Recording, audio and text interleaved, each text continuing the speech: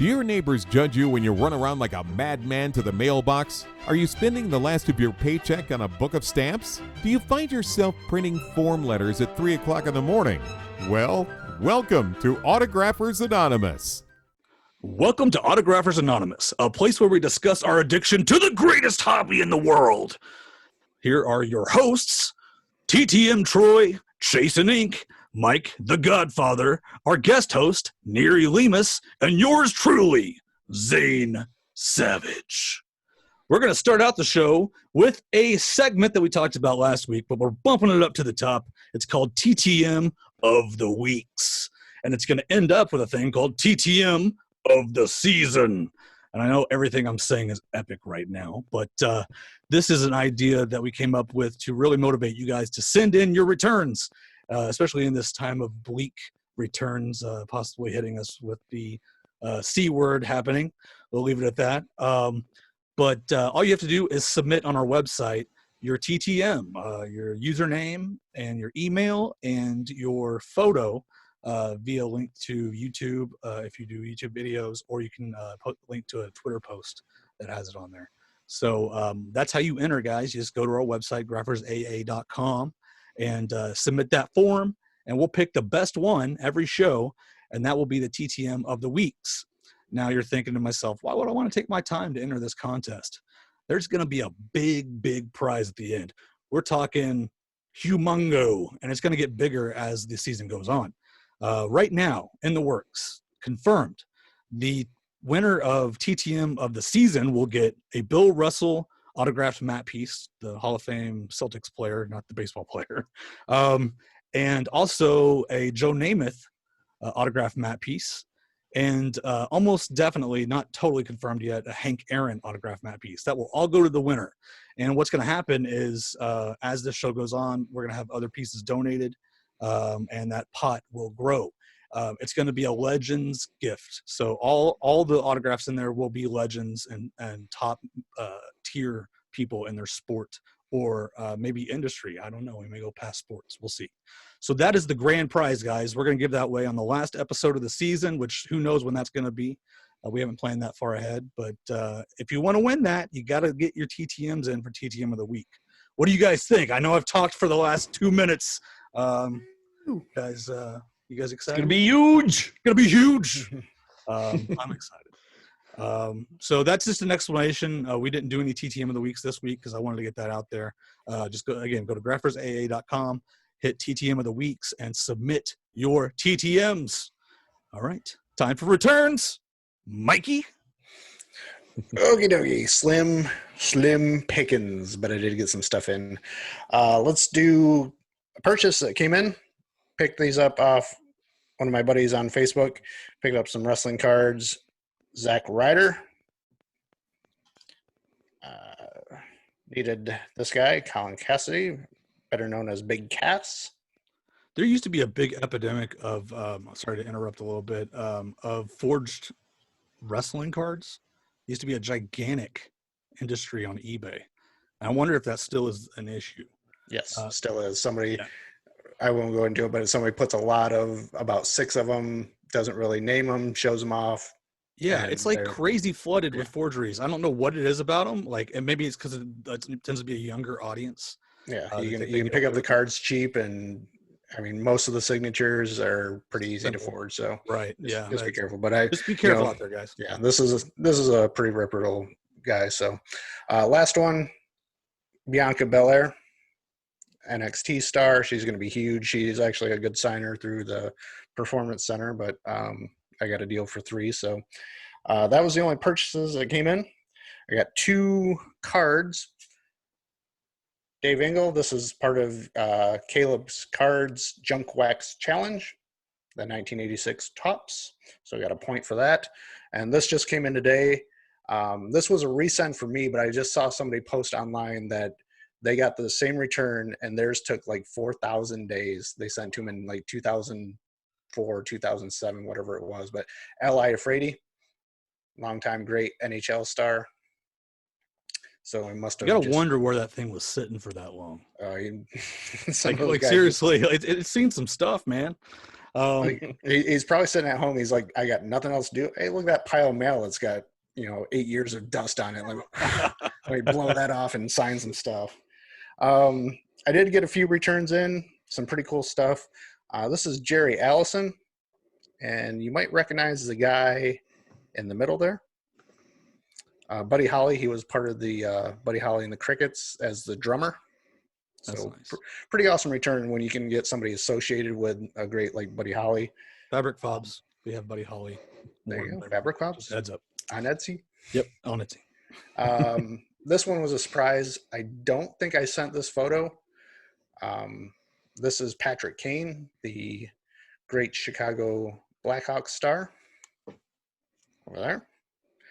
Signed one. And if I did send it, it was sent in 2019. So that was out a while.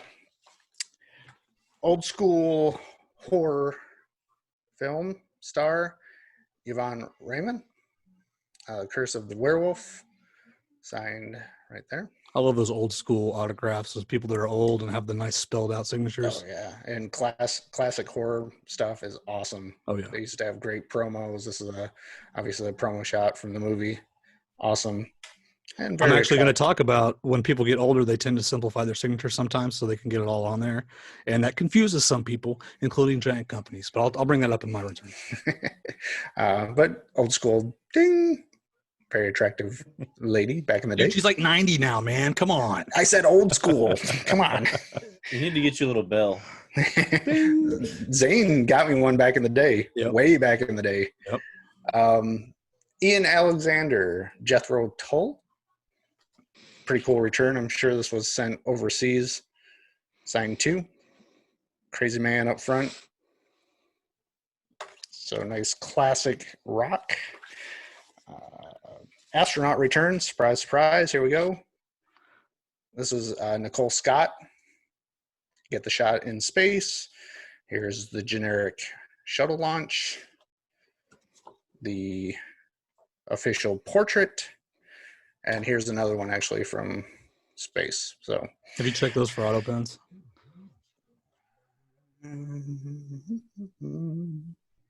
I will have to look. I'm just saying that looks really similar. I mean, just from I didn't take a good look. So Eyeball, and I'll have to take it. No, there's definitely differences. Okay, good. Close. Yeah. Last return here is pretty awesome. Rock legend Joe Walsh. And from the Eagles. So he signed 2. Changed pens nicely. I did send a third photo, and I make mistakes. It happens. I got a little sticky note. Joe is not in this photo. So this is an old Eagles photo. I thought he was in that, but apparently he is not. that's an honest mistake, though. It happens. Like, yeah. You could have stuff on the back. Google. Yeah. But I did get something pretty awesome in the envelope. Guitar picks. JW, Joe Walsh, 2017, which is pretty awesome. But these Eagles, 2013. He's notoriously tough in person, and that's a huge success, Mike. Huge. So he sent 2 of the Eagles guitar picks. That one's a little rough on the Eagles, but I mean that's pretty awesome. That's been out a while. I remember him from obviously the Eagles, but he had a great guest spot on the Drew Carey Show. Very funny. One of my favorite shows. So that's it for returns for me. Well, I guess you win TTM of the weeks, right? I just want to put that out there, guys. We can't win this. So any host or guest host that's on the show, we can't win that. So, but that's probably if that would have won if we were eligible. So who you want to shoot it to? Chase, what do you got? Not much, which is probably going to be the story for most of us. But I did actually get some cards in today. I got current manager for the Seattle Mariners if they were playing. So I guess currently it's not the manager. I don't know. Scott Service. So there's a one there. And then what I do for my sets, I get the actual team card signed by the manager. So there's that one, and there's that one there. Let's see. I got 2 in from Mark Addy. See if I can. There we go. Nice. This one is Game of Thrones. Actually, they're both. What's his name? Mark Addy. Addy? Yeah. Addy. These are both Game of Thrones. He was also in. Oh, now I'm drawing a blank. You don't even know who you wrote to, Chase? Well, no, Game of Thrones is why I was sending. Dude, Game of but Thrones. the, I mean, at this point, it's the Game of Thrones. It's Robert Brown. Right. So yeah. yeah. That's the main That's thing. what he's known for. Also got in a picture from Santa Claus. My son was extremely happy that I got Santa Claus. But Dude, he has okay. So Ed if you Asner. right to Ed, he has some of the best inscriptions in the. Oh hobby. yeah. James know. Karen, who passed away recently, had really good ones. But Ed Asner's, man, I sent him a relic card, like a picture of a relic card, and he wrote on there, "This is a piece of my underwear," and then signed it. So always great, good for a laugh. If you guys haven't wrote to Ed, definitely write to him and add some sense of humor in there. He'll entertain you. Yeah, this one says I'm not on the naughty list, so let's go party. And then the last one here, it's more of a personal success, I guess, because sent this out. I'm a big G.I. Joe Transformers fan. Sent it out to one of the writers, Doug Booth, and hadn't gotten anything back. And then he reached out to me on Facebook and was like, "Hey, I sent you. Just check to see if you got them. I sent those to you," which was a total shock to me because, first off, I don't use my Facebook for, autographs or anything. It's just, my own personal stuff. And so I got one of my G.I. Joe customs that I made. Oh, are you a little freaked out that somebody looked up personal info on you to contact you there? I'm not really freaked out. Just it was a shock, but even more because we had a little conversation through the Facebook Messenger, and then he started like commenting on like my kids their Pinewood Derby wins and stuff. I was like, so this guy really looked through my pictures and Dude, stuff. So that's a great move by a celebrity that has problems with the privacy stuff. That's a baller move to like reverse it on the person that sent it to you. I'm not gonna lie, like that's actually a pretty crazy idea. I don't know if that's what he's doing on purpose. He's probably just being nice. That's the other one there. But we know there's celebrities that have a problem with the personal address stuff. Right. To flip that on somebody like oh man. How do you I like it? kind of love that. And I'm not saying he did that because he, like I said, he's probably doing it just to be nice. But like, right, it was just, hey, you want to it. make sure. And he actually sent like a whole page letter with the photos and everything as well. Talking, just I think he was surprised and happy that somebody wrote to him because he was just a writer. Wasn't even a voice actor that goes like cons or anything like that. He's just behind the scenes and talked about how he got to go in and like help direct some of the scenes, the way he was writing it and stuff. Cool. It's pretty cool. Yeah, definitely. All right, Troy. Wait. We need to create a business here, guys. So basically, the celebrity can contract us out to act as the celebrity to contact these people that are contacting them at personal addresses to do the official freak out. Okay, just throwing it out there. It's been copyrighted. You guys listening, don't even try to do it. It's it's copyrighted by us. So go ahead, Troy. All right. Well, first I got a autograph card from Julian and Jonas, a YouTube subscriber. So that was kind of interesting. 87? Yeah, it's one of those custom tops ones. So I kind of have a autograph wall of subscribers and fellow YouTubers up on the wall. But then I have Mike might like this one. Al, how do you say his name, Mike? I afraid Al Iafredi. Didn't sign my blaster. So mine was only 297 days. That came today, actually. I got 2 from Joel Oliver, which were 862 days For the set. Woo! Was he And Big then Red Machine, or is that too late? What was that? No, Big Red Machine was ended in the 80s, right? Yeah. That was Dave Conception and. But wasn't Sabo part of that too? And he was, I don't remember. Anyways, go ahead. Sorry. Just conversation. I'm not sure if how many of these I showed last time. I haven't done videos for them though, but I got a Walter Davis on those 90 Fleers that I've been sending out, and a Tom Chambers, some Emba. Are these pre-C word? What? See what's going on right now. The No, the basketball was only in late February, early March. So yeah, those so it's were like 14 pre-pandemic. days. I should say pandemic. That makes Uh, it not. obvious it what was I'm talking during- about. It was during the ramp up, but Right, but it took a whole nother toll like after the 10th and this, like that was right. a whole nother world. So And then an older one. I'm not sure when I actually sent this right off the top of my head, but Sean Armstrong came in from, I think, spring training from the Mariners. So that's about it for me. So yeah, and you're probably going to see a trickle in from here, guys. We'll see. Yeah. Hope not. We'll see. We had our predictions on the last show, so if you want us to hear what we think about the pandemic and how it's going to affect the autograph industry, please go listen to our last episode. Neri, you got anything? I don't have anything. I'm sorry, guys. I haven't done this in forever. So What a you know, failure! No, it's nothing. fine, man. You're in my shoes. That's almost what I do every episode. Yeah. But I did pull some stuff today, so I got some interesting things to talk about, guys. Number one, this is something I wanted to talk about on the last episode, but it just didn't fit in.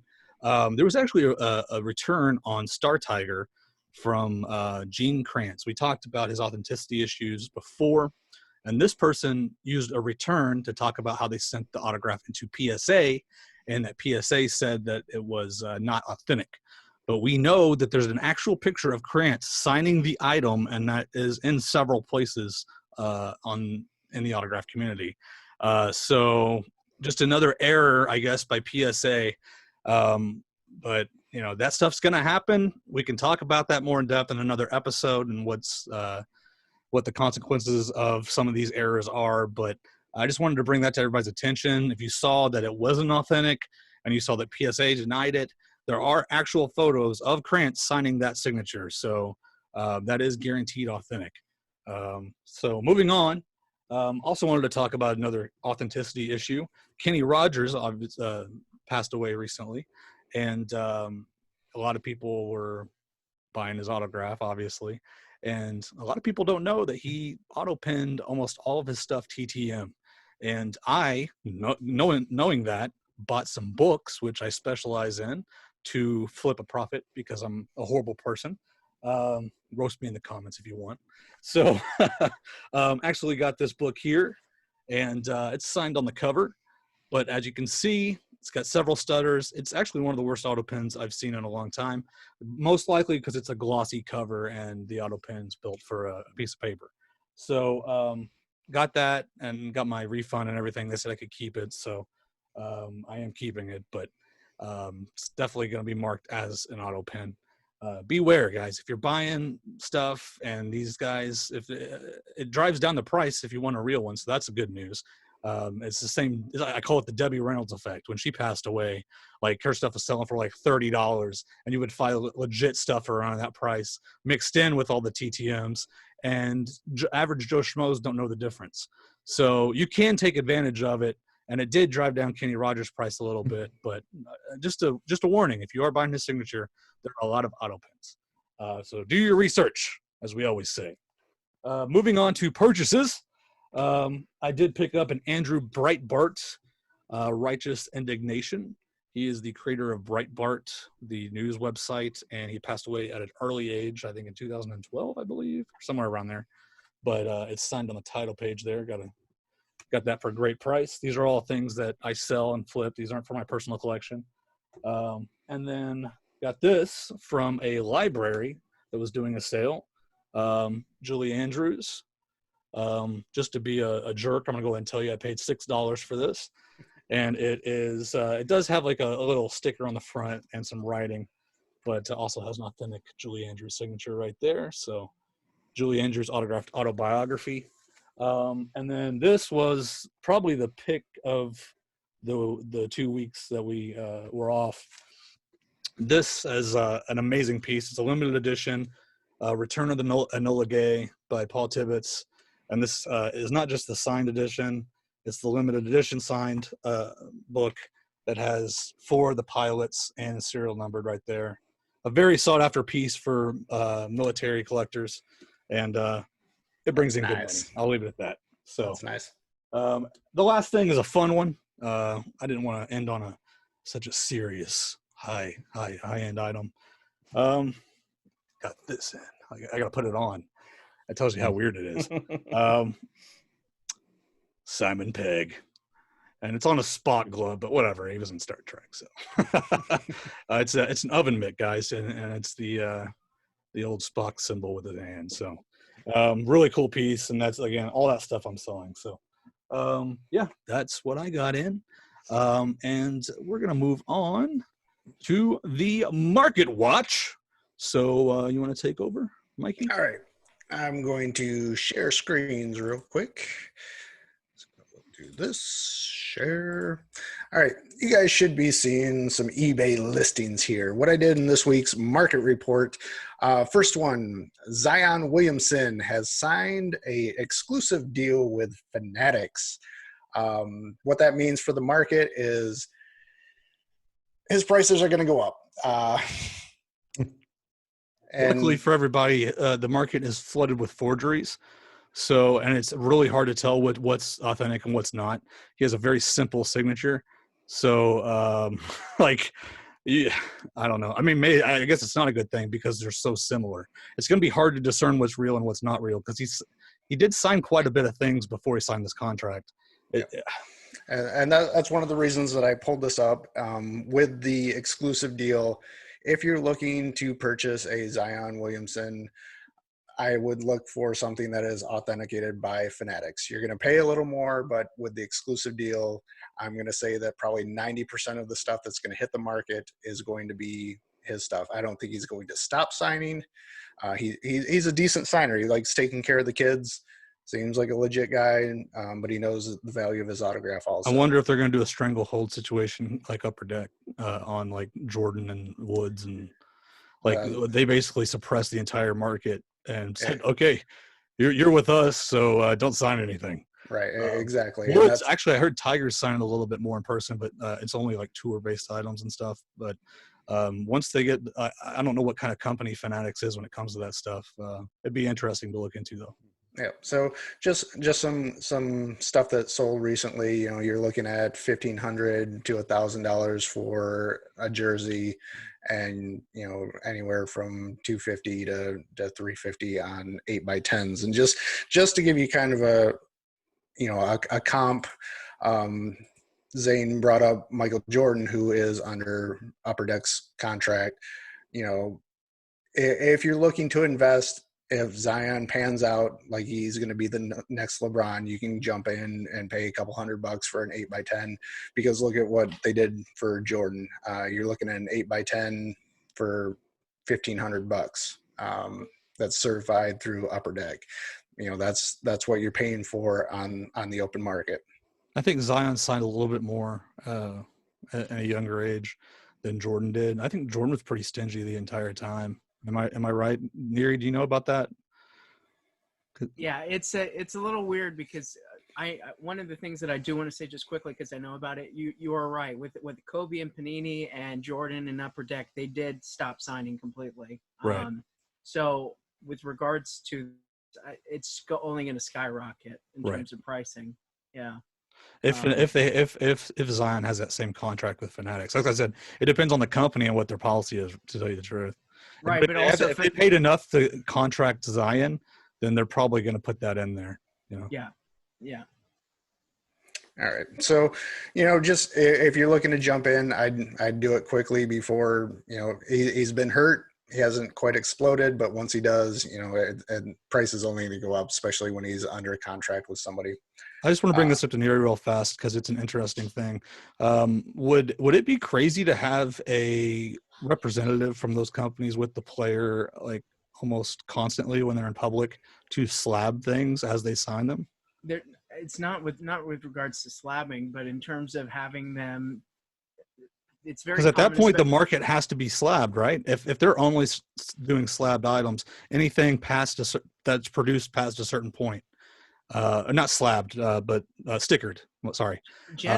So generally, what would happen is they would schedule a time for Zion to come in and do the signing. But here's the thing: with basketball players and high-profile sports people, they don't have a lot of time. So sometimes it's done in the locker room before the game. Right. So it is very likely that a representative from the company, if he's got a very big contract in terms of autograph memorabilia, it's likely that they would be there. I'm just thinking the cost to employ somebody to be with the celebrity, like almost always in public. It's not. It wouldn't be always. Well, and give the celebrity cards that are certified to give out whenever somebody wants an autograph in public. And you can literally say anything signed that's produced after this date that doesn't have this sticker is not real. Like that, and then you would own the market for that one person fully. And you're brilliant, and that's a great idea. But you want to know what? They're not going to go to that length because it's so much easier for them to do what they do, and they've already got, in terms of the market, it's Fanatics, Panini, Upper Deck. They've already got a stranglehold on the market, so they don't need to do that. Well, that would. I mean, not only that, it would knock out all the forgeries. Like, I mean, you would still have them, and dumb people would buy them, but the people that are moderately interested, like that would really help them out. Like, because they would know that I have to go with this company to definitely get authentic, because he does not sign things unless it has that sticker. In a perfect world, but in a perfect world. So sorry, Mike. Sorry, I'm taking over the segment again. Keep going. No worries. Here we go. All right, back to the screenshots here. So we talked about Jordan. You know, I think it's going to end up that way. You're looking at $1,500 down the road for an 8x10. With the pandemic. Buyer beware. I think eBay and other markets have been flooded with forgeries. I just did a quick search for, a Mike Trout. I'm looking at this baseball here. It looks like it was drawn by a 4-year-old. Almost looks like a Jordan. It's in Sharpie, side paneled, and anybody that's looked at a Mike Trout knows that's not real. And just look at the listing, Mike Trout with a COA.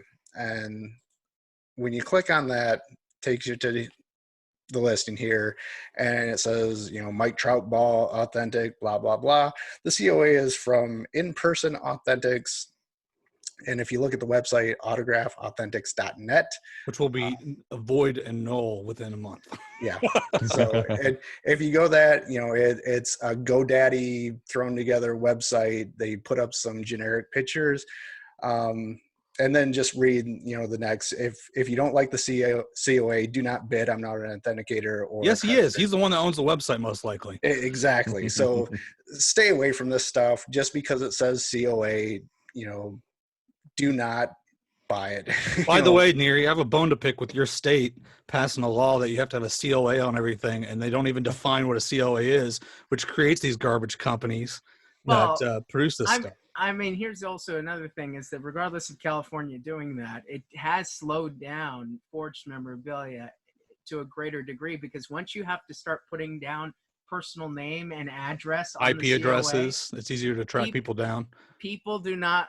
Trust me, it scares a lot of people away. So yeah, that makes sense, I guess. It's not that bad. And another thing is they put an exemption to the law that booksellers and people that primarily do not sell autographs, meaning people that are just common places, like they don't have to do it. You should have told that to like the 5 people that told me they live in California and couldn't sell me a Rosa Parks for $30 because of a new law. Yeah, you don't have to do it because you're not an autograph seller. You're a book dealer. I don't live in California. I'm more worried about buying for people in California that say they can't do it. You don't have to worry about that. And another thing they didn't know about that part. And that's unfortunate. Newberry Comics, which sells a lot of signed CDs, when the exemption of the law came into place, they were allowed to ship to California at that point on. So it even applies to shipping to California. I thought it was stuff being sold out of California. They were worried that they would be breaking California law. Right. That was their cover concern. Their bases. Exactly. Just go on, Mike. Sorry. All right. So just buyer beware. The market is flooded with forgeries, and I think because of the pandemic, it's been worse. Just give you guys some ideas, some comps for Mike Trout. First one's a relic card, but you're looking at a certified pulled card, $300. Here's another one, Mike Trout certified COA. COA looks weird though. I don't know Exactly. That's my whole point is, you know, it was listed as 130. They took best offer. Same thing, $52 for a junky VSA. You know, that's a no-name handmade COA there. So we talked about the market being low due to the recession, right? And so people are going in thinking I'm going to get some great deals, and what you're showing is that people are taking advantage of that and basically putting out junk, knowing that people are going to be looking for low prices. Right. So it's not us. We're educated enough that we're not buying the junk, but it's somebody that says, hey, I need a birthday present for my husband. I know nothing about autographs. Oh, this Mike Trout has a COA. I'm buying it.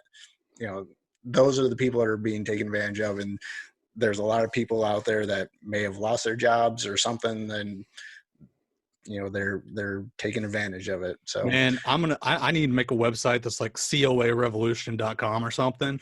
And basically what it's going to be is a website. It takes you to this place. And it's going to say COAs are bull unless it's a reputable company. And you're not actually buying the COA. You're buying the reputation of the company you're buying from, or whatever sticker that has on it from that company. So there needs to be a website where you can like rate these places based on authenticity and like how people feel about how good they are. Basically, I think that reputation should be out there. That would be such a better system than everybody printing off stupid pieces of paper that mean nothing.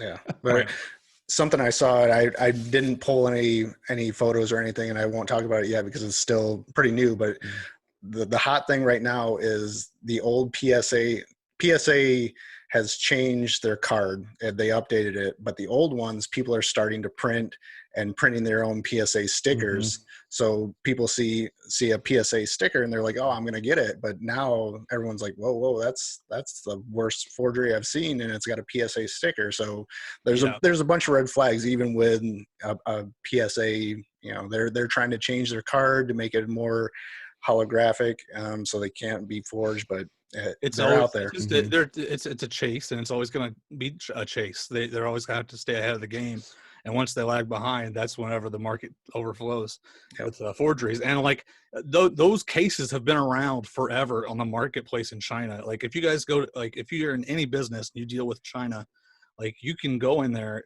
to the popular websites where you buy bulk, and you can find those cases easily for 50 cents, 25 cents a piece, and buy in bulk like 1,000, like even more. And dude, you can make bank if you could actually forge that. Like that's crazy that we knew it was going to happen. It was just a matter of time, right? Yeah, but don't do that. One of the things I highly recommend is if you're going to buy something that's got a PSA sticker on it, zoom in, look at that number, and then go to their website. You can go for free, type in the number and look it up, see what it is. Here's what they're doing though. They're mocking the numbers.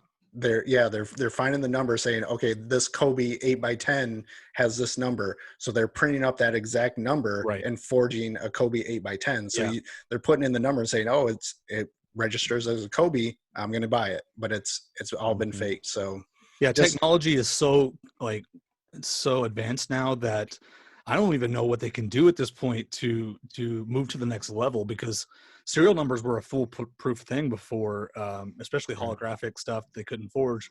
Now you have 3D printers, and like there's so much material out there. Well, I can say one thing that I think and I've already been thinking about this for many years, is that I think that we're going to move to where what we do with IDs in terms of like, I don't know if you've, like our state, California, they've got an ID where under light, it has this sort of vision. So I'm thinking on the back of photos and stuff, to know that it's really the stamp of the third-party authentication company, that there's going to be something on the back of the photo when you shine. Can't that be eventually like redone? So here's what I'm thinking. We talked about this on the last show. Like, here's what I think the ultimate thing is. So instead of a serial number going to a website that says it's authentic, you have a serial number that links to a video of the person signing the autograph, and you can actually see the autograph after it's signed and actually compare the signature on that to what was signed, and you can that would be foolproof, right? I guess you could technically do that with photos would be easier to do it with. That would work. I mean, you could technically swap the photo on a green screen and then just throw the photo every time you have a signed photo. I mean, that could be fake too, Photoshop Yeah. wise. So Well, I mean, but it's on the official website, right? it's true, but Oh, you're saying so again, if it's slab, they're not going to open it up and it's just it's a not, copy it's, of that. Yeah, it's that. not, yeah, it's going to be untouched. But I think that these authentication companies, regardless of PSA, unfortunately, the new sticker is being faked, as you can see, as Mike pointed out. But I'm glad that they are making an attempt to constantly update their stickers, because if you do that, the likelihood, it's sort of like changing the game on these forgers. It's currency. Because, it's the same thing as currency. Exactly. And once you change the new sticker and change the new card, it's going to be hard to replicate that, and then by the time they do that, they're on to another sticker and another card. So it's a good thing. Invisible ink and barcodes. Well, yeah, like you were saying, I know MLB, like some of their game used stuff, like back whenever like the McGuire home runs and all that was going on, they have like UV like stamps where you put them under a black light and you can see the codes on them. That's exactly what I was talking about, and I think that's where we're going to go in the authentication field, in terms of using UV lights and certain lights to show numbers and codes and to really prove authenticity and show logos and stuff like that. I think that's really high tech, and I don't think we're there right now, but I think that's where it's going. So for those that dabble in the legit photo market, are those sports still producing authentic hologram photo stickers? Are we talking about licensed like photos? half of the what? Are you talking about licensed photos? Licensed photos with the holographic numbers and everything? Like, that confuses people and they think it's a COA. I don't know how, like, they didn't put two and two together with that, because that was a huge problem. Like, obviously, we know we're not talking about us up here. We're talking about the people that just buy something for a gift, like Mike was saying. Like, that's a huge issue. Well, it was a big issue, but I know the MLB, once people were raising that, people were saying, well, the autograph, you have an official photo, MLB photo, and the autograph is now confusing people to think it is authentic. Right. So what they started to do is on their official memorabilia, they started putting the numbers that you could go match the autograph to. But but it had the numbers on the like, there's official MLB memorabilia that has the numbers, but it's not a certification. It's just it basically says that this is a real product. It was like, I don't know. Like, it was very confusing. Yeah, that crap right there. Yeah. That's exactly. And you'd see people post like, this is authenticated, show a holographic sticker from the NBA or the MLB, and how is, like, Janet, the secretary down the street, supposed to know that that's not real? Like, anyways, I'm on a tangent. Mike, keep going. Okay, Right. Karen. I just got one more to finish up here. So just one last one to finish up here. We talked about the comps. Just to be smart, if the deal's too good to be true, it probably is. If you're looking for a high-end name, you're going to pay a high-end price. But with that being said, there are deals out there. Search eBay, look for a reputable company. I just pulled this real quick. Mill Creek Sports out, I believe, in Washington State. Legit company. Type something in that you're looking for, and then do a search and look for or best offer.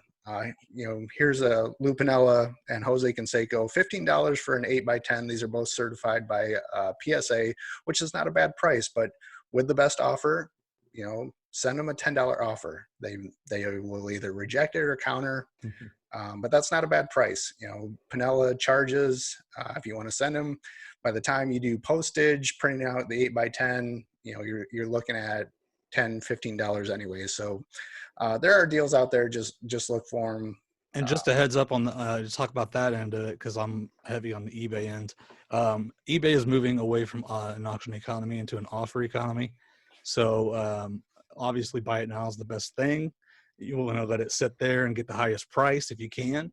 But they're really pushing offers both ways. So you can obviously, if they have it turned on, send an offer to them like it was in that listing.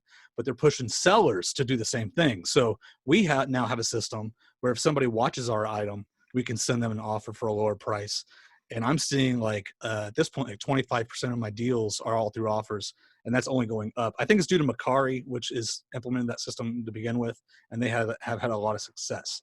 So just so you know, if you are dealing with eBay, buyer or seller, don't just skip the offer stuff, because like Mike said, you can actually get a lot of good deals through it. People are doing it. I mean, it's a big portion of people's sales. And right now it is a buyer's market. So Yep. if you find something and best offer, make an offer if you can afford it. So that's it for the market report this week. Awesome. Let's go ahead and move on to the Via Venue report. Neri, go ahead and give us the yeah, guys, or the Via Venue report. There's nothing, because there's a pandemic in our country. Moving on to the topic for today, and that is voice acting autographs. And Neri knows several voice actors, so he is very well versed on this topic. We're going to start out with the history of voice acting autographs. When did it really start becoming a thing for people to research who did these voices in these shows? And when did maybe when did it kind of like start peaking and getting really popular and have a culture around it on the internet? So Neri, you want to start off? Well, I appreciate you having me on. And yeah, no, it's really incredible over the last few decades where voiceover autographs have really risen to occasion, meaning that they are now a dominant market force with conventions and sending stuff through the mail. And it's thankfully to the people, the legends that preceded before many of the voice actors that are doing the job today. It's people like Mel Blanc and June Foray, who were very, iconic. I mean, Mel Blanc, the man of 1,000 voices, and June Foray, the god. I think that she's sort of the godmother to voiceover, and notorious for signing TTM very well. I don't know any collector that wasn't collecting in the 90s and early 2000s that does not have June Foray in their collection. I think that she paved the way for newer voiceover talent to sort of sign their fan mail, and it seemed more like of a common thing. I know in the early 2000s, Tara Strong was very, very popular in terms of through the mail request, and she is someone that has now voiced hundreds of characters. People like that increased the popularity of voiceover autographs. It wasn't until the last 5 years that we really saw growth at in-person events, appearances, signings. And I think that really helped our industry to sort of appreciate the role of a voice actor, which is really just an act. It's just acting. Right. I know we designate the voice part, but many voice actors are more talented than some of the on-screen people. But you don't recognize their faces, which tends to be an issue with autograph collecting. But the cool thing is, like, before, you wouldn't even have thought, I can't get Bugs Bunny's autograph. I can't get a Transformers autograph. But when this started arising, we would say like the 90s is when it first started like brewing up to popular culture. That you could get that now. That's a possibility. And it is right. And we have a lot of voice actors in the community that are now even more popular than on-screen actors. I mean, that's incredible to me. I mean, when you coin the voice of your childhood, that is something that I feel is very strong with people. And it's something that, it really encourages people to go out and research other people that are behind your favorite characters. I will say this too, as a seller, this rise in popularity has also helped people who passed away years ago. Well, not help them, but help sales of their stuff, because who would have thought to get these old Disney characters that were back in the 30s? Nobody really knew who they were, or they might have been minor actors that were only appeared themselves in a couple roles on screen. But and you wouldn't even thought anything of their autograph back in the day, like before the 90s. I'm so glad you brought that up, because people like Dickie Jones, who was the voice of Pinocchio, you had the voice of Snow White. Right. Those were incredible TTM signers. They went from nobody to like for years. People. And unfortunately, in the market value, those people that their autographs that even before the market was a success or something that was popular, I mean, you could get their autographs for like $5 to $20. Now they're hundreds of dollars. Like Dickie Jones, I saw a 4x6 for Dickie Jones sell for $150 because he wrote "Hi Diddly Dee." Yep. I mean, it's incredible. And those are some of the things that when I was collecting and sending stuff through the mail, that's the stuff I'm never going to sell. I remember sending to Dickie Jones before he passed in 2007. This is several years before it really reached the peak of its popularity in terms of collecting.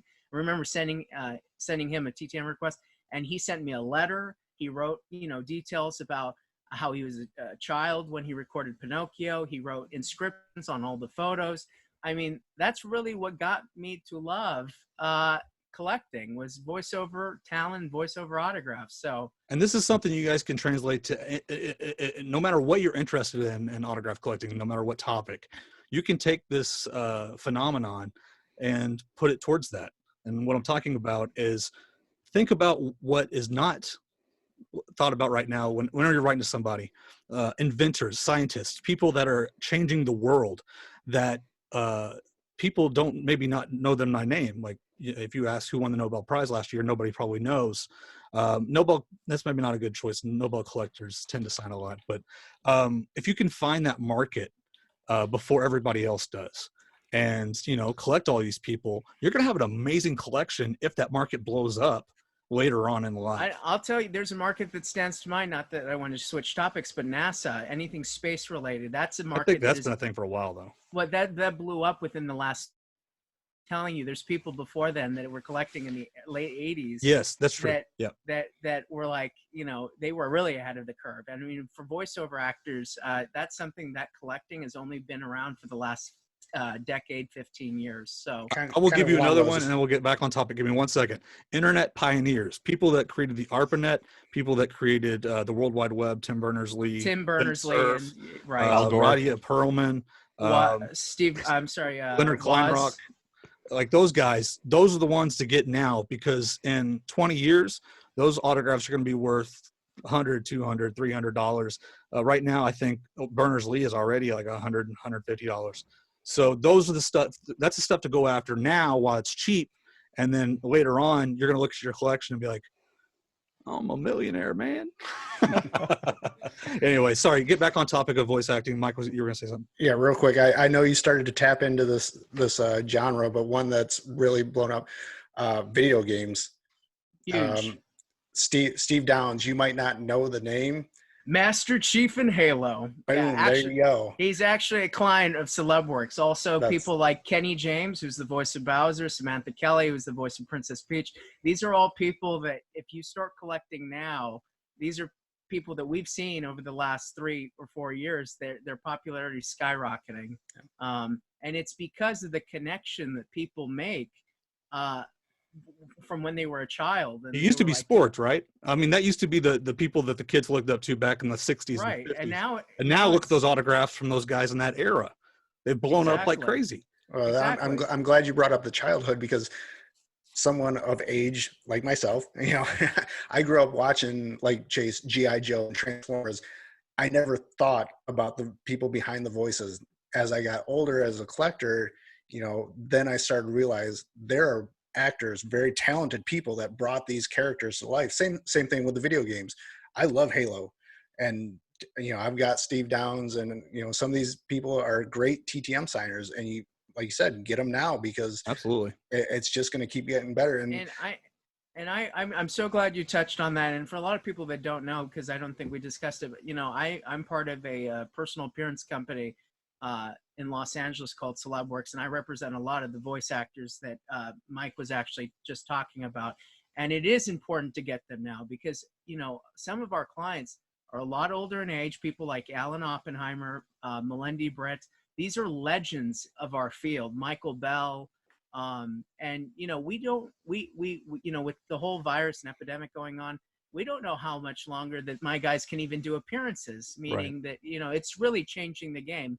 So if you're collecting, go for the legends now. Go for the people that you're going to want later and that will have long-term value. Because those are the people that matter, not the people that are doing the voices right now. It's the people that people really have that personal, deep connection to their childhood. That's the stuff it's going to be hanging on your wall in 30 years. Yeah. Right. And what I'll say about voice actors, I'm amazed as a collector, some of the biggest names, how great of signers they are.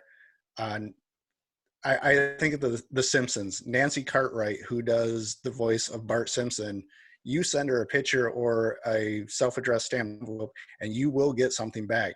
She is almost guaranteed. It may be personalized, but somebody like that who has been on a show for 30 years, I mean, one of the top-rated shows, and so talented. She does many voices, but obviously the best known one is Bart Simpson. She will send you something, and that, to me, as a collector, you don't find that in other genres.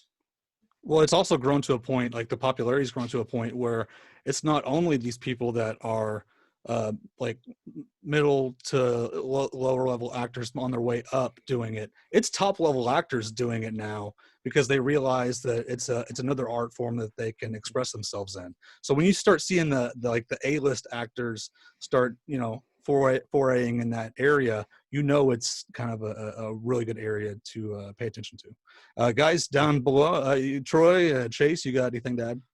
Well, one of the things I've been seeing as far as both signing and conventions that Neri is a part of is when I go to voice actor panels as opposed to celebrity panels. The celebrity panels or the cast of Arrow or whatever you have there, they're there, they're telling the same stories that you hear all the time, and people are there just to see the people on stage. But you get to the voiceover panels, and the fans know everything they've done, and half of them, when they say who's here because they want tips on voice acting, hands go in the air. They're there because they want to be a voice actor, and that forms that bond. Everybody wants to be an actor, this or that, but the voice actor panels, people are looking for that personal connection and saying, hey, can you, I enjoy your work and I want to be a part of that, I think. I think part of that is they're not getting bombarded 24/7 and getting noticed. So they're walking down, they can walk down the street and get something to eat. Yeah, exactly. While actor can't. And so they're a lot more likely to be receptive of that attention than somebody that's bombarded 24/7. I think that has a lot. They don't talk. Yeah. Something real quick on that. On the panels, from what I've seen, I'm not a big convention person. I know, Neri, you can tell a quick story on this. When you go see an actor, you go to see them because they're their appearance. But when you go to see a voice actor, they'll read stuff in the voices and talk, in the voices. And I know you did something with Alan Oppenheimer where he was doing stuff as Skeletor. Okay, one of the things that I'm big on as an agent is making sure that every fan has that real authentic reaction. When my guys have fans approach them, it's not the adult that's walking up to the table. It's the 10-year-old that watched them for decades and that are watching reruns to this day, that are showing their kids the same programs. So it's really important to me that I tell my guys, hey, whenever you can, do the voice. It's something that people want to see you do it. And then sometimes we have some of my clients, a fan will walk up like a little kid going, can I hear, and my guy will be like, what do you want to hear? This is my voice. He goes, no, do the voice. And someone like Brett Iwan, who's the voice of Mickey Mouse, he'll let it out. And it's like the kid changes in a half a second, like his eyes glow. And that's why we do that. I mean, it's just an incredible feeling. I feel like it's more rewarding than someone who's on screen because it's like, well, you're a lot less likely to get somebody like you. If you're an on-screen actor, it's almost you can't just do voice. You have to do like acting with your arms, and you're making more of a show of it. If you're a voice actor, you can just sit there and do the voice, and it's not as big of a deal. And I think voice is so essential, and it's something that it digs at the core of who we are. There's babies that I think there's studies that babies that don't hear, they actually suffer from that emotional connection. So I think that that's the core of all human beings, that voice is such a key essential part. That's why our obsession with voiceover autographs, I think that's increased over the last couple of decades because of how important it is. Well, look at ASMR. I mean, that's another result of that, I think. If you don't know what ASMR is, it's basically people talking. It can be other things like tapping and stuff, but people love listening to things that calm them. And the things that calm them usually are the things they experienced in childhood, things you may not even think of. We don't notice that very often, that we rely so much on noise and how we react to it. Let's go ahead and move on, guys, to the next topic, which is TTMs. And you said, Tara signed great in the 90s. And I think what happens when you have a boom is people realize that this is a legit income stream, and probably will cut down on the TTMs quite a bit when that happened, right?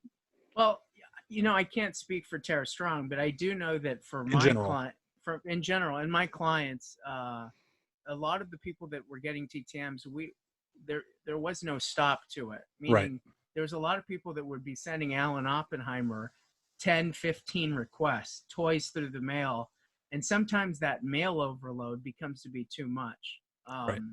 And people do abuse the system, unfortunately. I mean, which is why we need rules, guys. Like if you, I don't have a problem with I have a little bit of a problem, but I'll say I don't have a problem with somebody trying to get the most they can.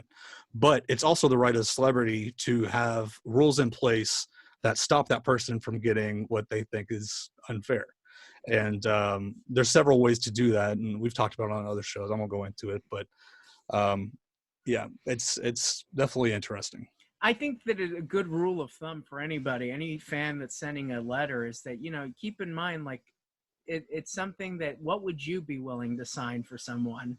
If you turn the question on yourself and say, hey, if I was, someone that, that is a fan of me, how many would I sign for that person? Maybe 42 pops being sent in 3 luggage cases is not a good idea to send to anybody, which actually was done to Mr. Alan Oppenheimer. So as you can understand, that's why people like him have stopped signing through the mail and or sort of sporadically sign. Which is the consequence of doing that. We talk about that, flooding and abusing the addresses.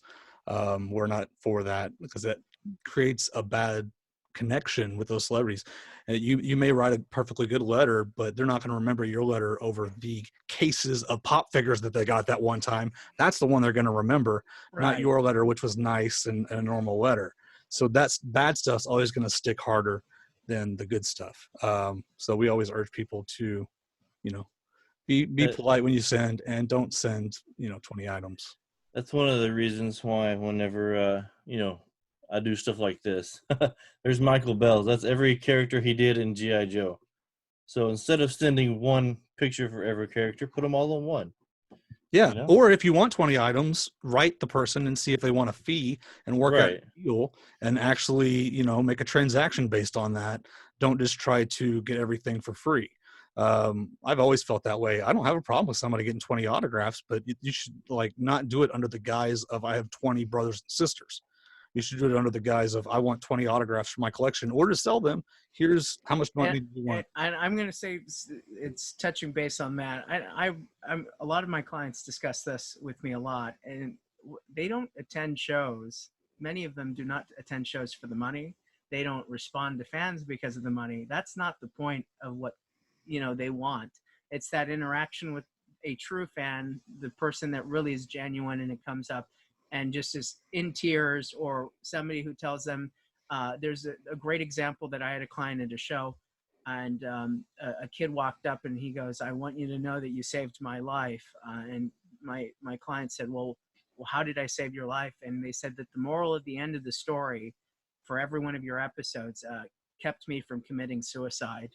And those are the kind of memories that I have from doing these personal appearances that truly sticks out. And that's why my clients make appearances at shows. I mean, many of my guys are very well off.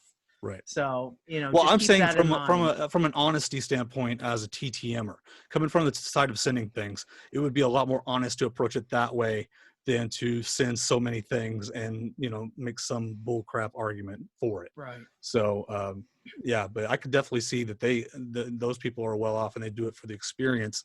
And signing TTMs is probably the same way, because we know that there's some people that will write a whole page. Well, we just had somebody in the returns write a whole page because they were so excited to make somebody's day.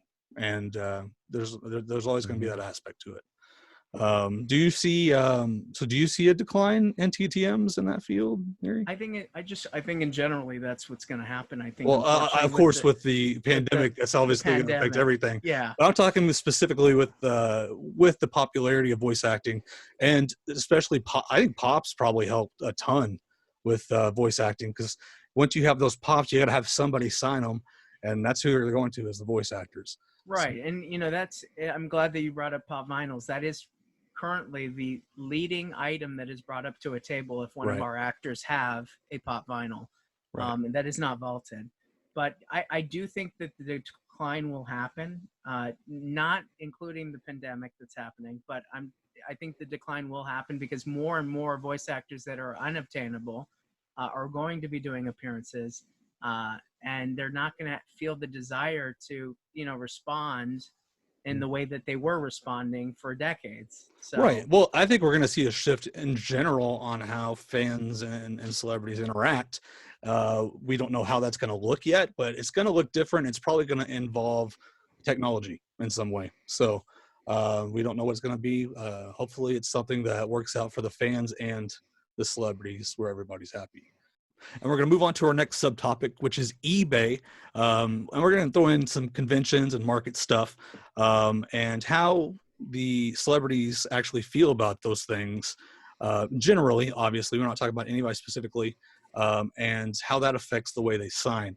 eBay is the first one I think of whenever I think of any group of celebrities signing, and how that affected their attitude toward autograph IPers, TTMers, the people looking for autographs for free. Neri, since you're kind of the professional here, did you see eBay kind of, I know you weren't in that area when eBay hit, but I know you've heard people talk about eBay and how it affects their attitude. I think eBay is the driving force currently for people that even dictate pricing at events. I think that's, we don't have Beckett's anymore. You have eBay completed search. You go to eBay completed search, and I think that's what dictates, demand meets, accessibility, and whatever, with regards to the marketability of someone's autograph, it's going to change how someone proceeds with their business. And not unfortunately, but conventions and appearances are a business, and it's something that some people treat that way. Now, there are certain actors that would never charge for an autograph, and it'll always stay that way. But for those that do, certain things like the eBay marketplace or the Facebook marketplace, that their autograph price will be dictated based on what it sold before. And that's just how it's going to be. Yep. Now, do I see an incline of people not signing? Because I just think it'll be a matter of the celebrity will be charging for their autograph. Right. Which is how it's been for the last 40 years. Well, we see a lot of people despise collectors duly just because people sell their autograph on eBay. That's a common thing we see with celebrities. Do you think it's less so in that field? I think if you have the right agent that is taking you to an appearance, you'll explain that you can't control it. It's not something that is even, you shouldn't even worry about it. They'll be knowledgeable on the topic, or be told the knowledge, and they'll understand that it's something they shouldn't worry about because it doesn't affect them really at all. It doesn't affect them. The secondary marketplace doesn't affect 99% of our clients. Not everybody has good people around them here. Well, no, generally it's not even that. And I explain this, my business partner, Christopher, and I explain this to all our clients. People are, when they attend a show, one of the fears that some of our clients initially, when they start doing appearances, is, well, if I sign a stack of 30 autographs for a dealer, will that affect my convention success? And I said, no, because many of the people that are coming to see you are coming to see you and talk to you. It's that one-on-one personal experience that they're looking to. Yeah, the only signature that will affect their value is signing a Panini Americana contract. Well, I can't. Okay. Do you guys have anything else to say on eBay down there? Have you guys ever bought a voice actor autograph on eBay? I've bought hundreds, so yes, I can be the first to say that. Yes. Did you get them from did you buy from a reputable dealer, or were they in person convention stuff that was like? Well, I think like any collector, I think that over time you kind of you Yeah. kind of know the autograph. Now, I'm one of the blessed people that can do that. I think some people have an eye, right? Right. I think a lot of people have the eye, and if you spend a year, like 10 to 20 years in the hobby, I would say like over 50% of collectors would have the eye. That's my opinion. If you've spent that long obsessing over one hobby, and some people just don't have it, but I would say it's a large portion of people that are in the hobby and obsessive over it. I think they do have it.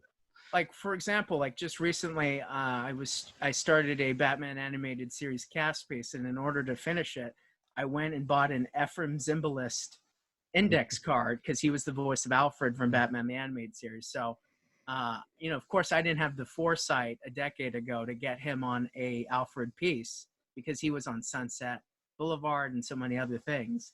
But those are the kind of things that I think that the marketplace serves a great justice for a lot of collectors. Right. Is that if you're looking to finish a set or a collection, that if you can't go to a convention sort of like that's across the world or across the country, that you can go on eBay, and there's a comfort in not having to spend thousands of dollars to finish your piece. Or There's a lot of set. photo matching that goes on eBay too, and that's not 100% science, but it is a pretty good thing to go by. How about you guys, Chase and Troy? You guys ever bought a voice actor on eBay?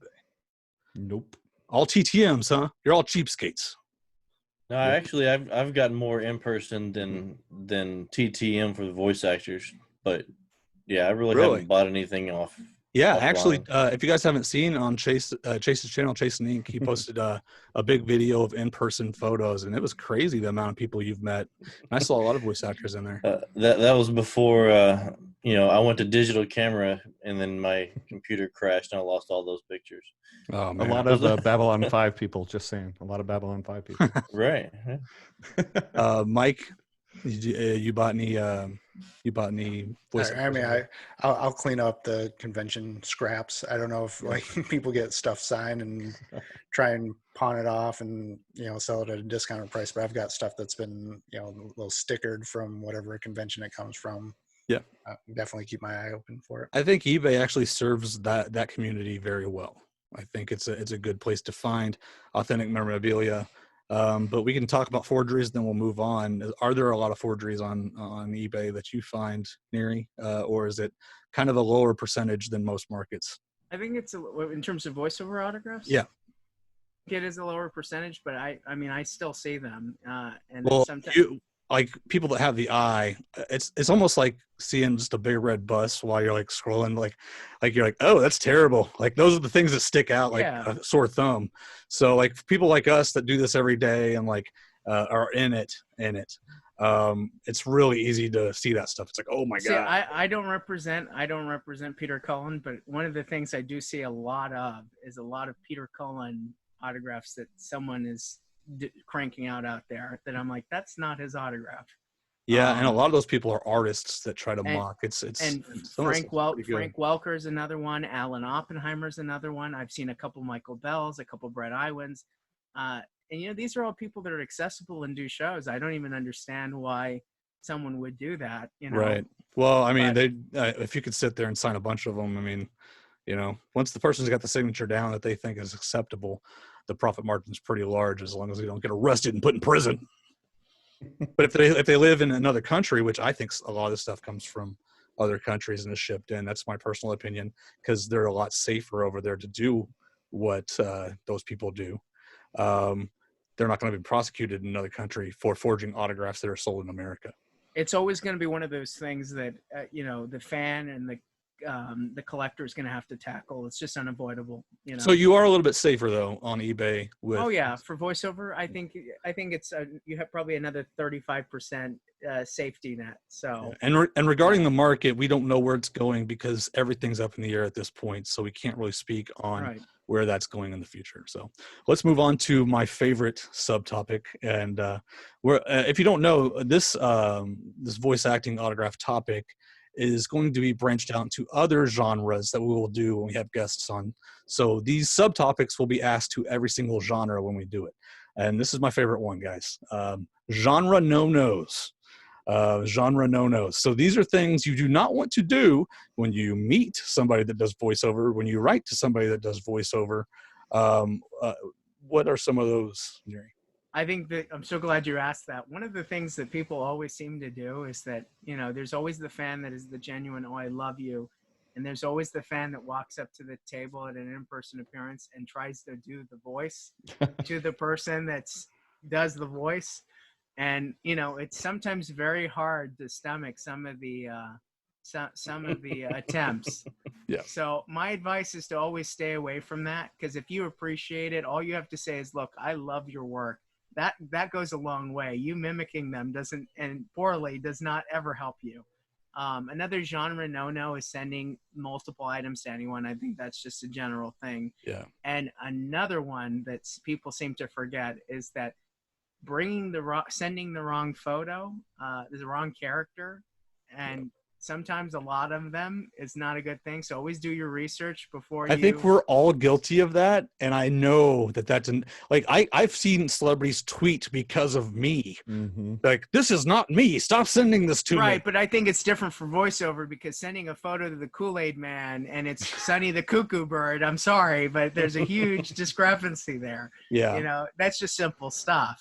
I personally, I understand that some people get angry at that. I think they should sign it and say, this is not me, and then sign it. I think that's fun. But it's the disrespect, I guess, that you wrote to that person and you didn't realize that they did not voice that character. I think it's a little bit of everything. I think it's a little bit of the disrespect, but it's also like, hey, you don't even know the character that you're a fan of. There's something wrong here. So that's just just the innocent level of it. Yeah, I love it. That's great. All right. Well, that was a great segment. Thanks for all the information, Neri. We're going to go ahead and move on to the case against. And this is actually, I got to put in a little sound bit here. 5 seconds. The case against. So this case against is a long coming segment that we talked about on the finale of season 1, and that is the case against Jimmy Carter and the case against Hulk Hogan. And to present evidence in the courtroom today is Mike. All right. We're going to start with Jimmy Carter, and this was much easier than I thought it was going to be. We're going to start with this bad boy here. This is pretty much the official presidential autograph that you'll get when a request is sent to basically the White House or when somebody's in office. Those are all auto pen. Yep. You are not going to get a sitting president to sign something. I'll put it out there. I will stand behind it. You will not get your request. You'll get a nice photo. Sometimes it will say your name right here printed, but this is an auto pen. Let's put it this way, people. Presidents are while in office, are so hard to get that sitting senators and representatives usually get autographs from the president if they're in the same party for supporting their candidacy. And almost all of those are fake too, usually secretarial or something else. So it's very tough. It's almost impossible. Unless you're like standing in front of them and he signs, you're not going to get it. Or on the campaign trail. If you send to 1600 Pennsylvania Avenue, I can guarantee it's not getting in that building. Nope. So, but Jimmy Carter, if you see Jimmy Carter written out fully, straight across, it's a good chance it's an auto pen. So now we are going to go to our friend Star Tiger, and Jimmy has a bunch of stuff. And one of our co-hosts has submitted a bunch of them. I'd say that's a just so you know, picture. if you're listening to the audio podcast, you can watch the video version of this on YouTube. And about 25% of scans from Jimmy Carter are from me, so I apologize. All right, so let's go on. Let's just click on this one. This is the classic Jimmy Carter that you're going to see come through the mail. He starts, he has the J bottom, and then he comes across, crosses the J, and comes into the Carter, which crosses over into the C, and then the rest of the Carter. It is very classic. And TTMs come through. It has gotten a little shorter and shakier, but pretty much every TTM that you see is that way. Now, let's keep going. This is an in-person book, and I'm basing this off of what was submitted. I've got to guess that it was in person. Yep. That's an in-person signature. They are different, guys. They are different, but you do see, the J come across and then crosses over into the Carter, ARTER. Here's another TTM, same thing.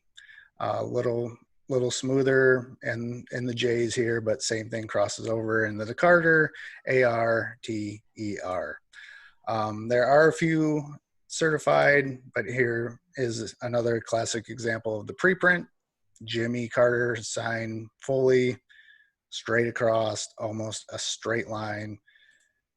Let's go down here. This does say authentic in person. There is Jimmy Carter spelled out. Yeah, and I was gonna throw this in here. I usually don't interrupt during these segments, but he does sign long form rarely, and those go for a premium price.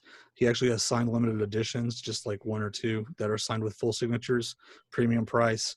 And for I think one of his book releases, he did book plates that were signed full signature and inscribed. So it's rare, but you can get a full one if you look hard. But it is rare. Exactly. So there are a few, but another thing on Jimmy Carter, he has pretty much stopped signing because of health reasons. But if you did send to him, it had to be an official White House portrait, or it was getting sent back. Earlier, he would sign stuff, but usually it had to be some kind of official photograph from a White House photographer. He didn't like the candids, and he didn't sign baseballs.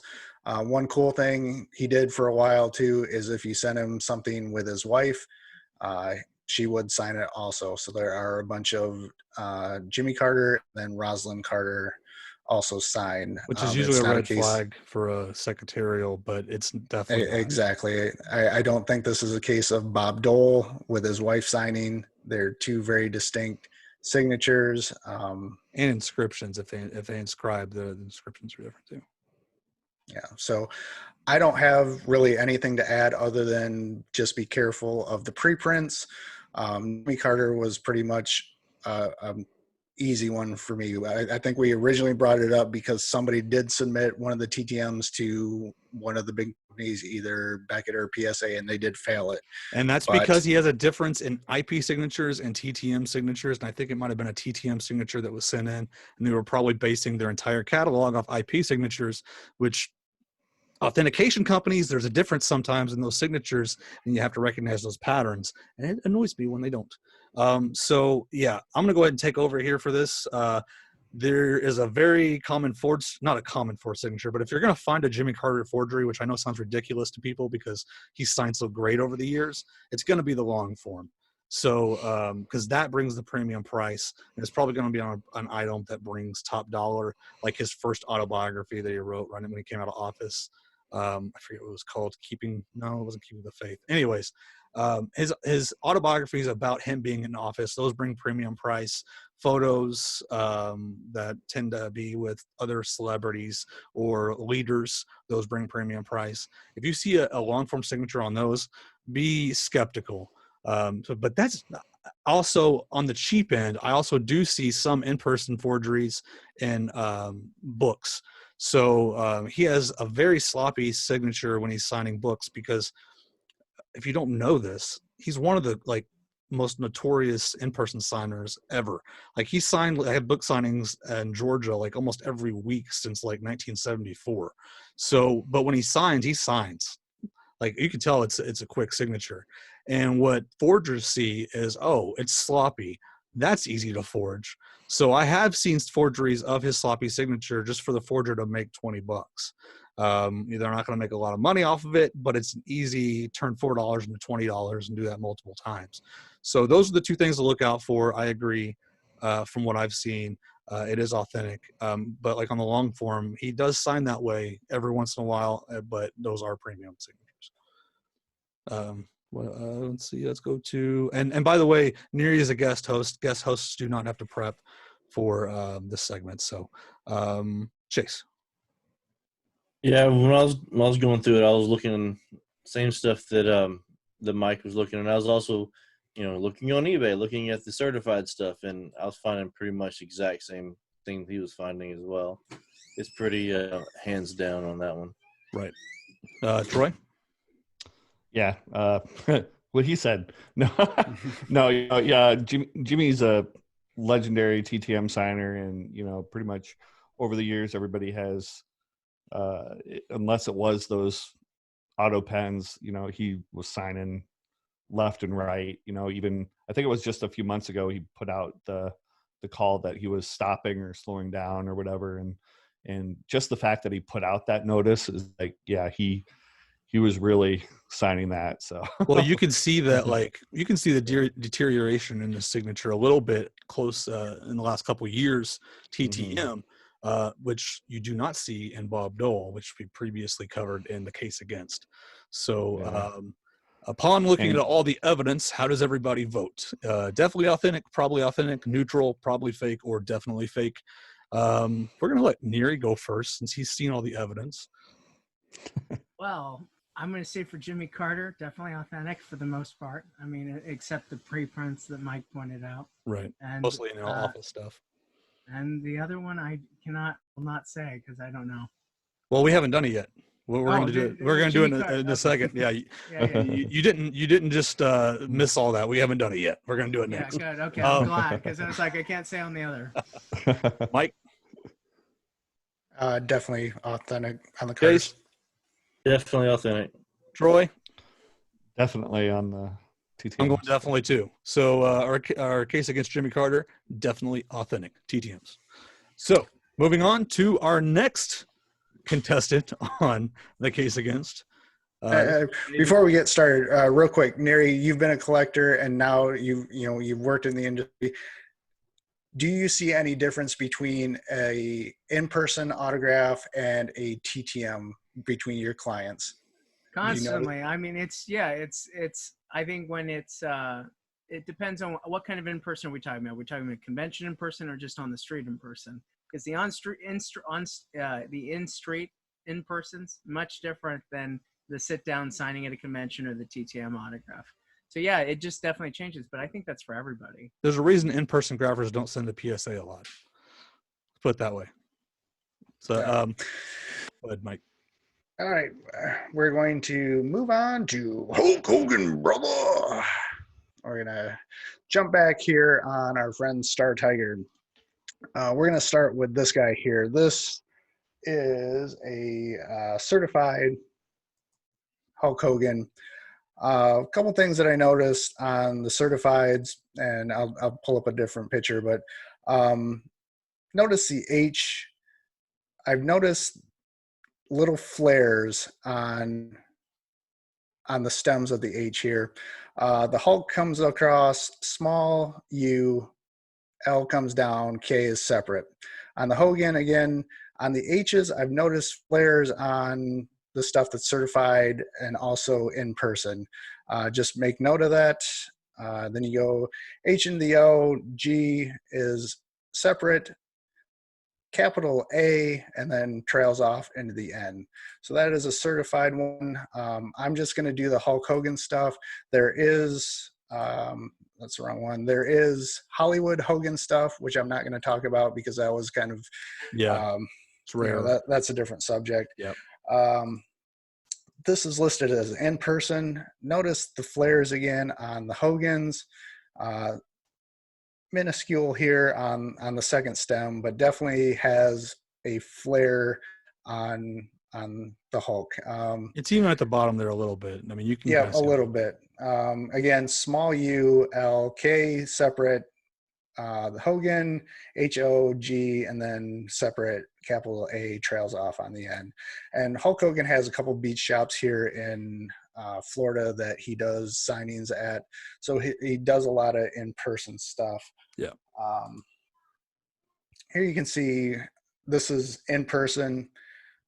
Again, I've seen a lot of the flares here, And I've seen this too, where he almost connects, and this one actually does, the H. The H comes across, so he starts up, down, and it just keeps the pen on the paper. But again, characteristic U small, L K separate, Hogan, that trailed off. I think that's a perfect example of an in-person compared to, this was probably outside a venue, very rushed, but still has some of the same characteristics. Last one, pack pulled. He signed a card here. Again, you can see the little flare here, small U, L, K's separate. Hogan is much sloppier here, but it comes down, capital A into the N on the Hogan. So that's, he's signing a small window there, so space is limited. So now we get into the TTMs, and there was a window where he was signing through a Florida address, which was his home at the time. He was married to his first wife. He has a daughter who was a singer, tried to be, also has a son. And there was a window where people were sending and they were getting stuff back. And not only just a window, like he got flooded during that time. Like it was one of the most popular people to write to, and the market is saturated with those signatures. So it's not just a small little bump in the road there. It's a very large portion of autographs you see of Hulk Hogan that are on items, that aren't. So this is a classic example of what came back TTM. You're looking at the stems of the H's, and they're very up and down. It looks like it was drawn out. The U is not connected and very prominent there. The U is not connected to the L, totally separate, basically printed out. The Hogan looks a little better. No flares. Again, basically just stick drawn stems on the H. They did do a decent job here, connecting the H to the O, separate, G, capital A, and then trails off. If I got to critique, the Hogan's not horrible on the back end. Here's another one. These autograph cards are available. You can send them out, and people did. This one, a little better. You see a little flare here. But it's going the wrong way, isn't it? I noticed they go the wrong way on the TTMs quite a bit. Yeah. But at least it has it. But again, you see the bigger U. The L and the K pretty much just blend together here. In his certified stuff, there's different separation. Into the Hogan, again, not bad. You see the H and the O, the G, capital A, and again, on the back end, it's not bad. One thing I did notice too is the way the H's are kind of slanted. Mm-hmm. Let's go to, here's an in-person. And not much of a flare. You can see it a little bit there on that. Small U, L, separate K. And here you come down again. This is what I mentioned, where Hogan would basically connect the two H's. And here he just kind of trails off on the A and the N. And then we get into the really bad stuff. Yeah, the 90s stuff. Yeah. I mean, you're looking at stick drawn, cursive, U, L, K, all together. The Hogan has a loop that I've never seen. It's a woman that signed that. It is. So if you wrote to Hulk Hogan in the 90s, you might as well have been writing to Michael Jordan. So that's why that one's so obviously fake, because he could get away with it. Everybody knew they weren't getting him back. Yeah. So the theory is, when he was married, it was either his first wife, Linda, or his daughter signing his TTMs. I think the last one I showed, I'll just go back here real quick. If you have something that looks horrible like this with the looping, I believe this was very early on, and that was his wife, Linda. Um, And there's a lot of those. There are very, very early stuff. But I think most recently when we all started collecting, when we were all like, oh, Hulk Hogan signing, you know, the stuff that's coming back, like I showed on the autograph card, I honestly believe that was his daughter signing his stuff. And like I said, the back end, the Hogan did not look horrible compared to his certified stuff, but the Hulk, I'll tell you why. he has a very specific way. Like I said, he flares the stems of his H's, and they have kind of a natural curve to them. Can I say another thing also? And Yep. just really quickly is that what I noticed on his autograph is that on the TTMs, like Zane said, that the flare goes to the right on the TTMs. Right. The flare it goes to the left on the in-person. It would Yep. be really interesting to find out which hand he signs with, because if he signs with his left hand, that's why the flare is going to the left. It's because he's pulling up. Right. And whoever's signing the TTMs is right-handed. So that's my assumption. Yeah. And that's a certified there, right? This one, I Yes. believe, is certified. So you can see the flare does come in. To the left. Um, That's the right. Yep. So I think, you know, my theory, like I said, his daughter was signing the stuff that looked decent. The real Luby stuff was signed by his first wife. But I think you can tell, like I said, the Hogan doesn't look bad, but it's the Hulk, the first part, and there's some definite tells. So here's where I stand on Hogan. Obviously, we all agree on the 90s stuff, right? And this flood that came in, Hogan, first off, he's a pretty big character, right? And we're always skeptic when those people start signing, because I would say 80% of the time it's usually not them signing. So obviously we have suspicions right off the bat. The biggest thing, I think Hogan has kind of two signatures. He has his in-person signatures that are kind of like book signings. You look at his books, they're god-awful sloppy. That's because he's not really getting paid for that. He's there signing books to promote a book. I think he does up his ante when he gets paid at some of these events and gives people his legit full signature. But his legit full signature is actually less than what you get in a TTM. So if you were arguing that his TTMs are legit, you're saying he spends more time signing a TTM autograph than a paid autograph. And we have proof that whenever he's just going flying through items, which he would if he was doing TTMs, when he does that, those are what the books look like. So they're a lot skinnier. The books are almost very just horizontal and diagonal, not a lot past that. The actual TTMs are written out almost letter for letter. The biggest giveaway, as we said, probably the hook at the bottom of the H. The L's are something important to look at, although the L's aren't fully consistent. But if it's got a larger L, most likely it's a TTM, and in my opinion, a secretarial.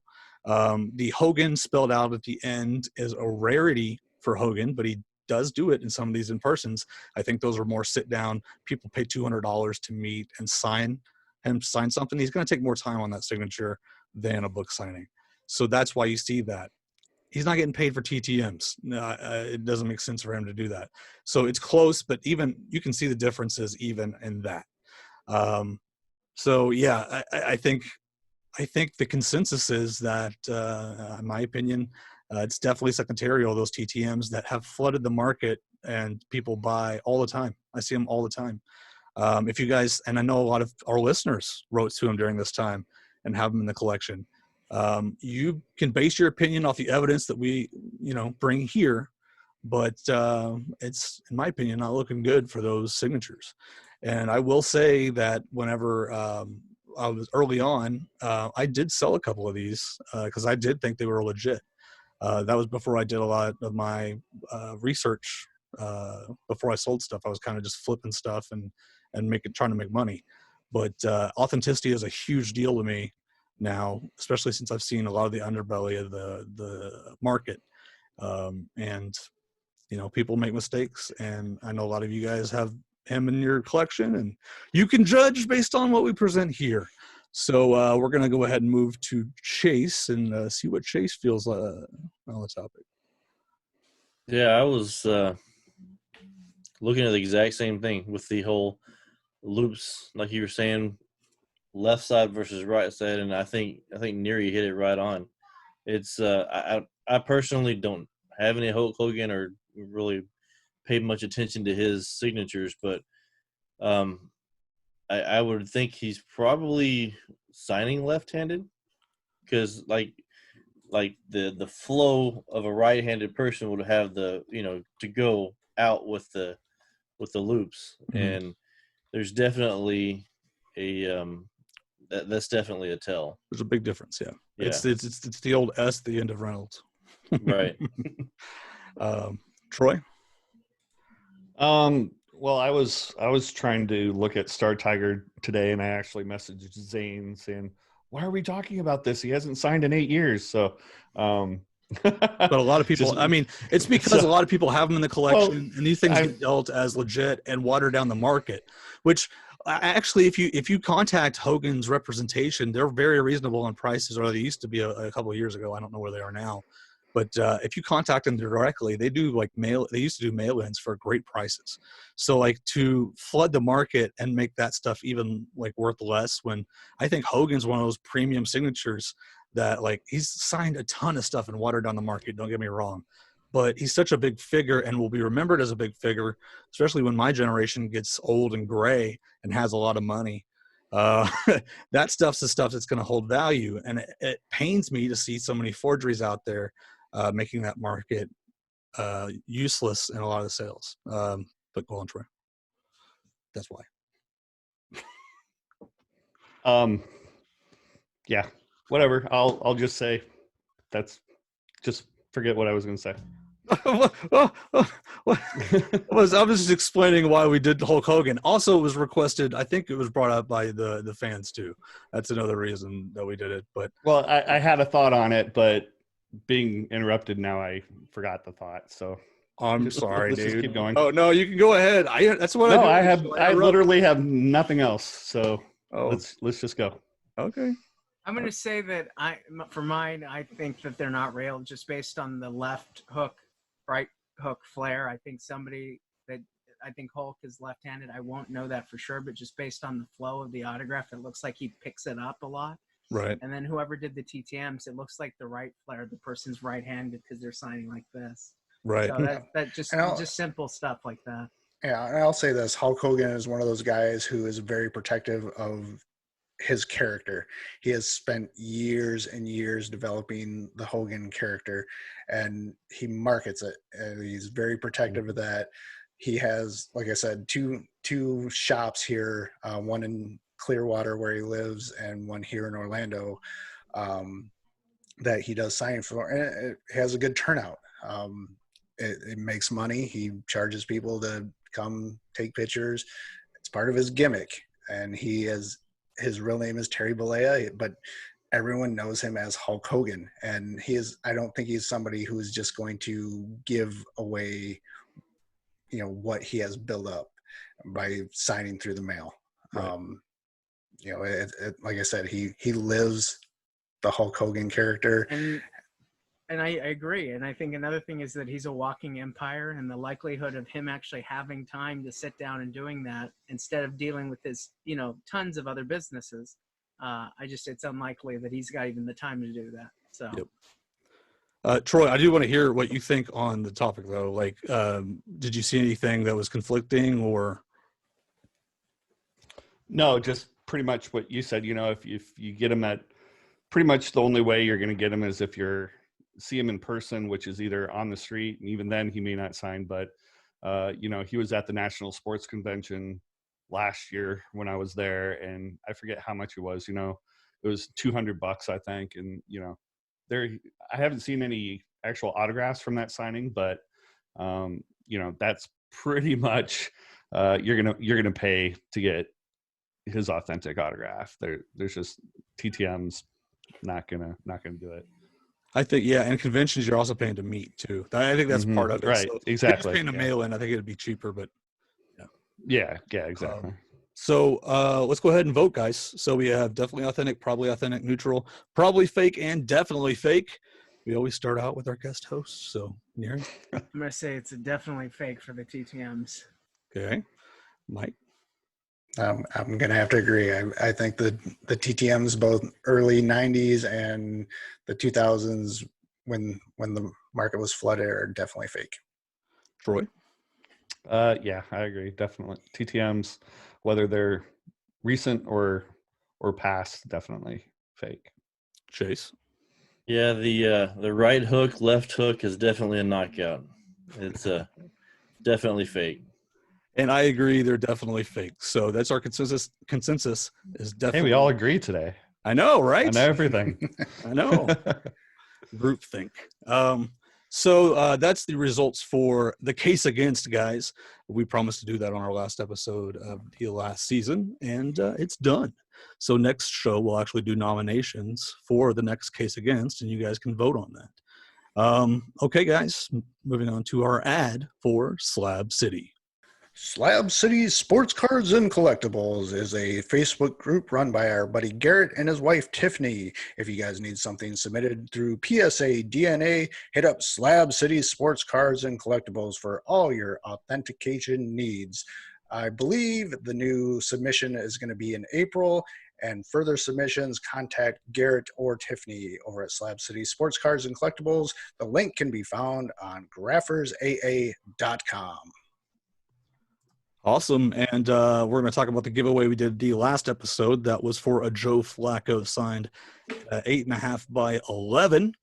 We had several people enter, and the winner is, by random number chooser, Chris Jacobs. Congratulations, Chris. You have won that. That'll be going out to you ASAP. And, of course, we have a giveaway on every show. And in my opinion, this giveaway is the top of the top, guys. You're definitely going to want these for your collection. You have the choice of two things. Those veterans of the show may recognize what's coming. But you can either have an 8x10 signed by the cast of Autographers Anonymous right there, nicely signed in blue Sharpie, or a top set signed by the entire gang. So hand-signed, hand-numbered card set, 6-card set. So you get to pick which one you want, and the winner will get those sent out to them. All you have to do to enter, guys, is go to our website, graphersaa.com. That's graphersaa.com. There's a tab that says giveaway, and click that and answer this question in the form. The question is, do you display all your autographs? Do you store all your autographs? Or do you do a mixture? And how do you choose? Yeah, exactly, behind Troy. And how do you choose what goes up on your wall and what stays in the binder? Enter that on the giveaway tab, again, on our website, graphersaa.com. And the winner will pick one of these and get it sent to them. So if you want some awesome rare memorabilia from all these a-holes, you can enter that contest. I resemble that remark. Well, maybe some of us. Moving on to Fanatic Feedback, and this is a big change, guys. We made this change over the last week, and Fanatic Feedback is now going to be an audio segment. So that means you can actually send a voicemail to us, and we'll listen to it live on the show. Well, not live on the show, but on the show, and answer it for you guys. So if you ever wanted to be on the show and you just wanted to talk for 15 seconds, this is your chance. It's as easy as going, again, to our website, graphersaa.com, and clicking the Fanatic Feedback button and click record. You can do it on your PC if you have a mic built into your PC or a mic connected, or you can do it on your phone. So everybody should be accessible to do that. So again, just go to our website. I've said it like 5 million times now, graphersaa.com, and give us some Fanatic feedback, ask some questions, even give us some recommendations. If you guys want to see something on the show, we might like the idea. So moving on to the Reaper Report. This is the segment where we talk about people who have passed away. And if you guys have anything to say about these people as we go through the list, feel free to speak up. The first one we're going to talk about is the biggest name. Kenny Rogers passed away. I actually saw Kenny in concert, and I have some great stories from that because they're pretty funny. He was a guy with a sense of humor, but he passed away. But definitely a big hit to country music, and they didn't just lose one this week. They lost another one in Joe Diffie, who passed away from the pandemic. So that was another big loss. Another person that passed away was David Schrum and basketball player Curly Neal. So those are 4 people that passed away between last show and this show. For your information, does anybody have any stories with any of those people or anything we want to talk about? No? Okay. Well, it's time for promotions. We're going to go ahead and let our guests promote their stuff first. Well, thanks for having me on. So quickly, I just wanted to promote that we have a live show at Celebworks. It takes place every Sunday. Right now that cons aren't taking place at 5 p.m. Pacific time. So we have a special guest this weekend. It's Kenny James, the voice of Bowser. So I'd love if you guys could check out that live stream. You can follow me at The Real Nary Limus on Instagram and follow us at Celebworks on Facebook and Instagram. Awesome. Yeah, and they're great on Facebook. They post all the time and keep you guys updated on what's going on. So I definitely recommend to follow on Facebook. Troy. Well, as always, you can find me at TTM Autograph on all the medias, but Graphers AA will have the links for everybody here. Hopefully I didn't take that from you, Mike. Sorry if I did there. But I hope in the next couple of days, I don't know if I can get some in, but I will finally be offering signed copies of the book. That's awesome. Rather than on eBay, trying to do it direct. Right. Still has some good tips in it. It's almost 4 years old now. Wow, it's growing up. You guys need to check it out. It's definitely, in my opinion, the top autograph book on the market.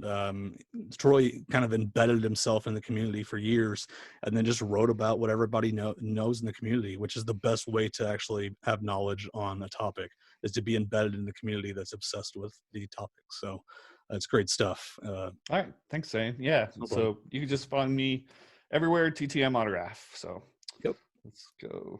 Chase? Here we go. Check me out at YouTube, Chasing Ink. Check me out on Instagram, Chasing Ink 13 on there. I guess somebody else already had Chasing Ink, so had to add a number onto it. But yeah, every Wednesday, I got my Q&A Wednesday. So this week is Del Ford. Check it out. Yeah, those are always cool. Dude, you should have been the real Chasing Ink. That's what the celebrities do, man. Right. Right, Neri? No comments. No comments. Mikey. You can check out everyone at graphersaa.com. As always, you can find all the links there. I'd like to give a special thanks to Neri from Celebworks. Thank you for joining us, and best of Thank luck you. on everything. So I appreciate we appreciate you coming on. And of course, Zane Savage, who never promotes himself except on the end. He doesn't put his link on. But check him out at Etsy, Bargain History, on eBay. Check out his stuff. Help support these guys. If Neri has a signing, get something from him. Well, hopefully Bye. we'll have the signings to you guys. You guys will, be involved. So let's There do you go. that. There we go. That's the best way Support to these do it. guys. They're putting on an awesome show. They do good work in the autograph world. So Thank you. Fabric Fobs on Etsy, Bargain History on eBay, and all these guys are awesome. We're trying to really up the ante on the show, guys, and make it a quality product that you guys are going to look forward to listening to every 2 weeks. So I hope you're enjoying the hard work that we're putting into it and all these guys are putting into it. But with that being said, that's it for today. And you take care, all of you autograph addicts.